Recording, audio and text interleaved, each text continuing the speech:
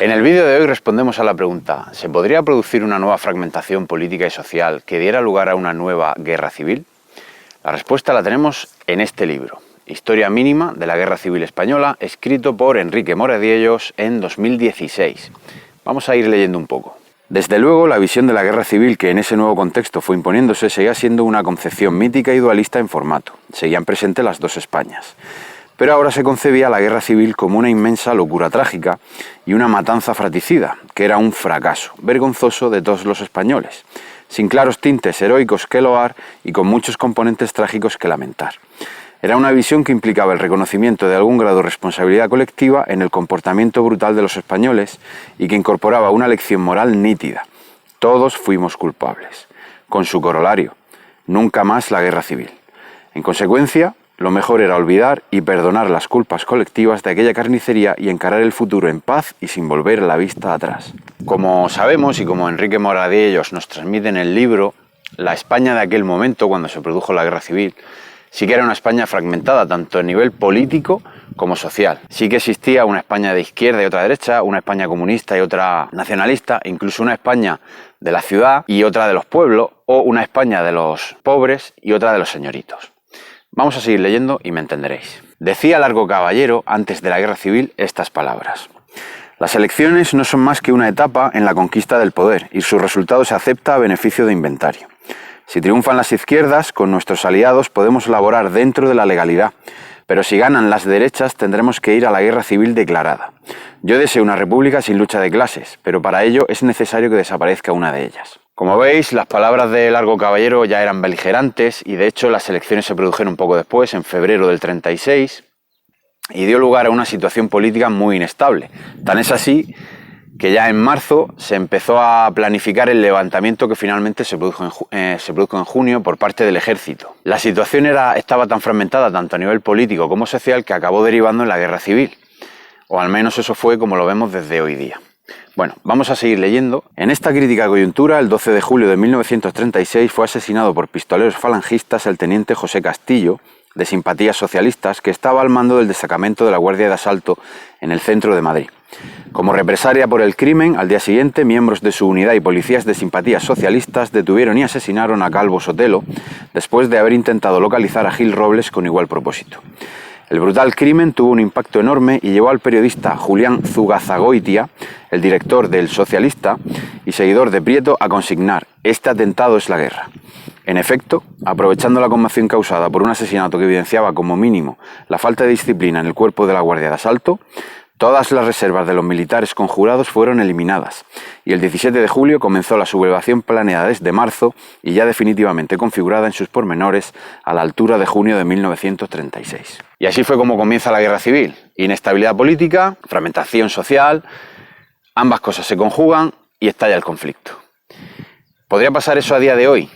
Desde mi perspectiva es imposible. ¿Por qué? Porque a día de hoy vivimos en un estado de partidos donde no tenemos partidos de izquierda ni de derecha, porque el sistema no lo permite, y me vais a entender perfectamente. Todos los partidos son conservadores. A todos y cada uno de los partidos políticos que existen a día de hoy les interesa conservar el sistema tal cual está. La finalidad de las ideologías que cada uno aplica es seguir manteniendo la fractura social, que nos entretengamos dividiéndonos unos contra otros en función de las ideas que tenemos y que son distintas y que nos diferencian, en vez de estar cohesionados para hacer frente común contra los partidos políticos y traer una democracia, un sistema que implemente mecanismos de control y límites al poder político. Me queda una cosa por leer, vamos a ello. No es verdad que antes del estallido de la guerra hubiera en marcha una conspiración comunista dirigida desde Moscú para propiciar una revolución social y la implantación de un régimen soviético en España, como afirmarían los militares insurgentes para justificar su sublevación como mero golpe preventivo. Antes, al contrario, el Kremlin y la dirección moscovita de la Comintern, atemorizados por el peligro nazi y embarcados en la búsqueda de la alianza anglo-francesa, refrenaron sistemáticamente las ínfulas revolucionarias del PCE y recibieron con aprensión las primeras noticias sobre la sublevación.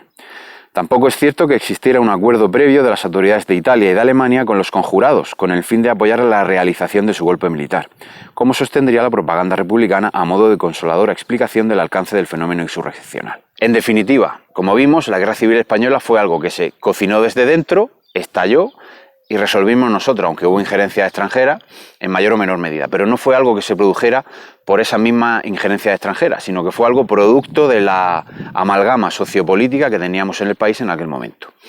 ¿Puede eso producirse a día de hoy? No. La fractura política no se va a producir porque, como acabo de contaros antes, a todos los partidos políticos les interesa que el sistema exista, que perdure, porque son conservadores. Ahora bien, ¿podría producirse una fractura social?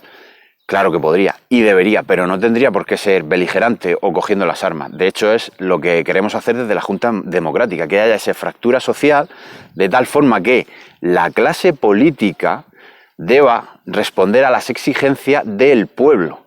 Esa es la fractura social que queremos que se lleve a cabo. Aquella que consiga que el pueblo unido eche a la clase política actual. Así que bueno, hasta aquí el libro de hoy. Espero que os haya gustado, os haya resultado interesante.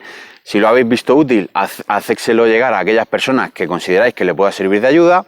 Y si queréis estar al tanto de nuevos vídeos que vaya subiendo, recordad, suscribiros al canal, darle a la campanita y nos vemos en el siguiente libro.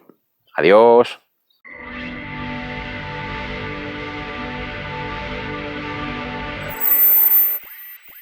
Bienvenidos a una nueva escena postcréditos. El videolibro de hoy está dedicado especialmente a mis abuelos, en especial a mis abuelos maternos que vivían en la casa que veis aquí detrás, aunque sus orígenes hace más de un siglo era una casa pequeñita que se fue ampliando con el paso de los años. Y bueno, el agradecimiento para mis abuelos es en el sentido de que ellos cuidaron de su familia durante la posguerra y gracias a eso yo estoy aquí también hoy. Me acuerdo en especial de mi abuelo Alfonso, cuando muchas veces me quejaba de que no quería comer algo, que algo no me gustaba, y me decía, tú no sabes lo que es pasar hambre, refiriéndose a la época de la posguerra. Y también me contaba que había gente que se comía la peladura de las patatas, la peladura de la naranja, porque el hambre era muy aguda. A día de hoy, no se lo pregunté en aquel entonces, pero me cabe la duda de pensar si se refería a él mismo, ¿no? Cuando hacía esos comentarios, quizás sí. Pero bueno, aquí queda mi homenaje a mis abuelos, mi pequeño homenaje, y allá donde estéis, que sepáis que os quiero y que no os olvido. Nos veremos. Adiós.